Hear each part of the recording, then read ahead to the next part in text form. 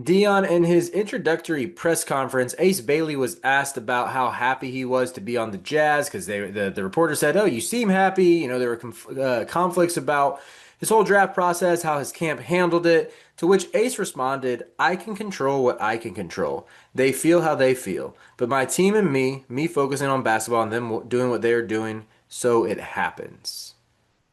What do you make of this quote? Do you think it's genuine? Where do you think Ace's headspace is at? How much of his whole pre-draft nightmare do you just attribute to his camp versus what Ace actually wants?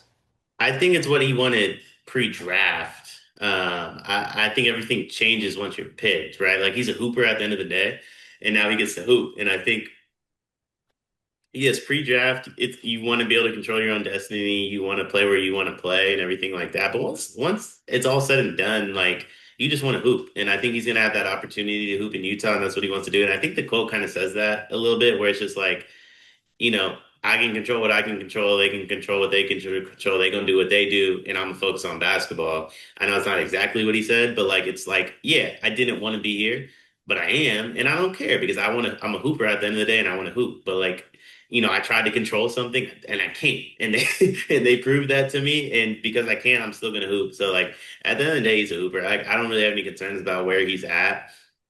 I mean, I have more concerns about his game than I do like what his reaction is to like playing somewhere. Mhm. I do think it's like one of those situations. If you're an Ace Bailey fan or a Stan account or whatever, you're gonna use the Utah thing as an excuse if he has poor performances.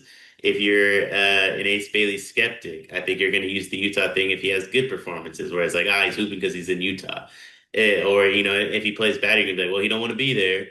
You know what I Mhm. mean? So like I think both sides of the fence are going to use all this to like make their arguments, and it's going to be fun Twitter wars for a few years probably regarding like the Ace Bailey circus, the Ace Bailey drama. But I think it's going to be less dramatic moving forward than we expected. It was clearly dramatic in the buildup. I think Paul George even had a quote. I think I have it up. Let me see if I was smart to keep it up.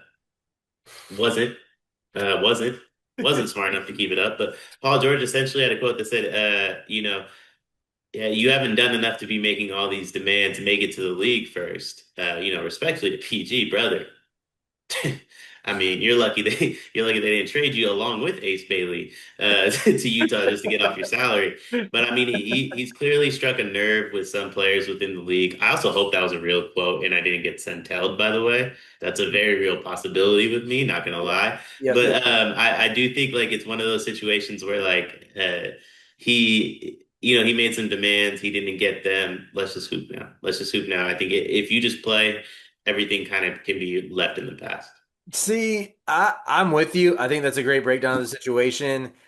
There's part of me that's still like, I blame his camp. I blame his agent for all the like not working out for the top three teams, whatever, like all of the sideshow.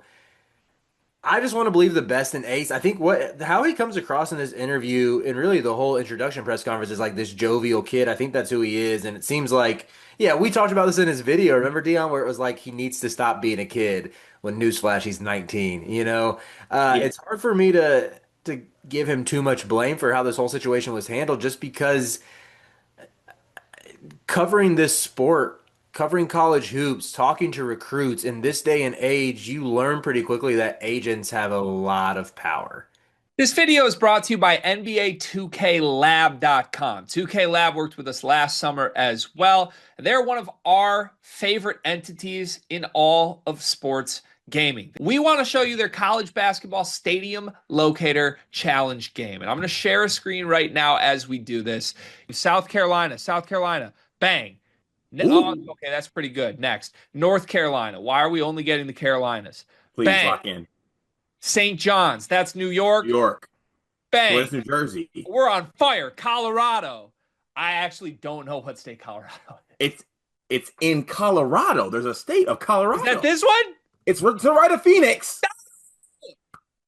Anyway, you get the picture. This game's really fun. They've got more games as well, like Guess the NBA Player, Mystery Fantasy Draft, and more. Stay tuned for all of the college football content and games that they'll be putting together to help you get the best experience out of college football 26. Back to the video. agents seem to get the final say. Maybe not. Maybe maybe that's a.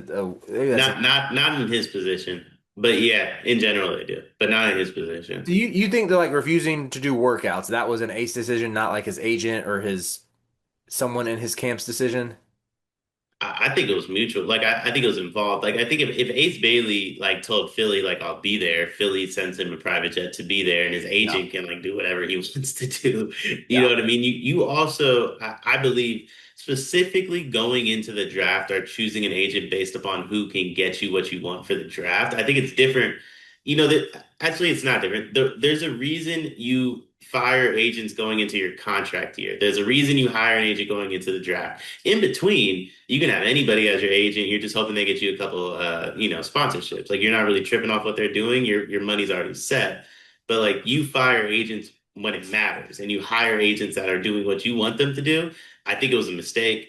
Um, a lot of people are like, the Sharif Cooper thing. They're like, well, like it's Sharif Cooper's dad. Look at what he did to Sharif. Like, respectfully, I don't think Sharif was ever going to stick. Yeah. But I do think this was a mistake on Sharif Cooper's dad's part too. I don't know. Like, I'll be honest. If I'm an agent, I have a guy that's projected to go top three. He tells me he doesn't want to go to Philly. Even if I disagree, he's about to make me a whole lot of money. Hmm. Yeah. I think it's more likely as an agent, you're going to listen to Ace Bailey than vice versa because Ace Bailey is the one that's going to get 30, $40 million. As an agent, you're just hoping to get a cut of that 3 to 4. Hmm. Yeah, that makes a lot of sense. Maybe, this checks out, Dion. You are a pro hashtag accountability guy. So maybe this is an important learning lesson for Ace. I I still believe in him, the player. I think among our sleepers contingent, I was probably the highest on him. That's like I could still see this working out. Granted, my argument is based on high school tape and vibes, so maybe I'm the idiot here. But yeah, I sometimes too, I can't help but think like just the quote, "I can control what I can control," is such like a nothing burger of a quote, and it's the same thing as like, ah, it is what it is. It's like, what does that even mean? What are you trying to communicate here? Like, are you taking accountability for trying to control the situation and ending up in Utah, which maybe isn't the best situation? Like, what's going on here? Does it even matter? I don't know. I just think like you said, Ace is probably happy to be able to hoop. He's gonna get to take whatever shot he wants his first year in Utah, and the Tank Ace take chorus lives on. And then there's a lot of dudes, Jonathan Kuminga being one who would have loved to go and he won a championship. Kuminga would trade his championship to get to do whatever he wants in Utah, right? Like I look at Franz Wagner in Orlando, who I think is much better than Kuminga. Don't get me wrong, but like part of the reason he got paid so much is he was on bad teams, right? Jalen Green in Houston, part of the reason he got paid so much is he was on bad teams. Like no one's watching to the extent that people were watching Kuminga. And I think ultimately that was Ace's goal. Did he necessarily want it to be like, oh, I'm playing on a bad team and in Utah? I don't think so. I don't think so. But like I do think he was trying to shy away from being on a Philly Hmm. where it's like the pressure's on, you're never really gonna have the ball, you Right. have to play a role, and you're costing yourself generational wealth. I think a lot of dudes are looking at like, let me get drafted, let me get my second contract, then I'll ring chase. And Mm. I don't think guys want to ring chase when there's like $200 million on the line in your first 4 years. Yeah, makes a lot of sense. I hope it works out for Ace just because like I am a sucker for the jokester jovial type persona, and like I've said, I still think there's a hooper in there. We'll see how it all shakes out. Congrats to Ace on landing in Utah. Hope it works out for you.